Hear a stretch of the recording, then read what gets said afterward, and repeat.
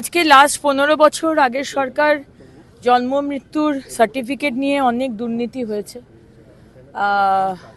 ভোটের ভোটের জন্য, ভোট ব্যাংকের জন্য যারা অযোগ্য তাদেরকে সেই মতো সার্টিফিকেট দিয়ে দেওয়া হয়েছে এবং আমাদের বিশ্বাস বাইরের রোহিঙ্গা অনুপ্রবেশকারীদেরও বিভিন্ন বর্ডার ডিস্ট্রিক্টে করিয়ে দেওয়া হয়েছে। সুতরাং গতকালও ক্যাবিনেটের ডিসিশন হয়েছে যে নিয়মে বা যারা দিতে পারতো এতদিন জন্ম মৃত্যুর সার্টিফিকেট, সেখান থেকে ওটাকে চেঞ্জ করা হবে।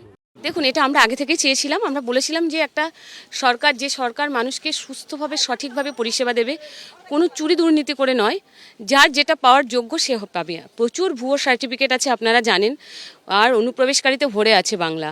তো সেখানে দাঁড়িয়ে আজকে এটা হবে ডেথ এবং বার্থ সার্টিফিকেট নিয়ে, এটা হওয়ার কথাই ছিল। আমরা চেয়েছিলাম এগুলো হোক, মানুষ তো চেয়েছে। এটা দেখুন, মানুষ চেয়েছে বলে পরিবর্তনের সরকার প্রতিষ্ঠা হয়েছে।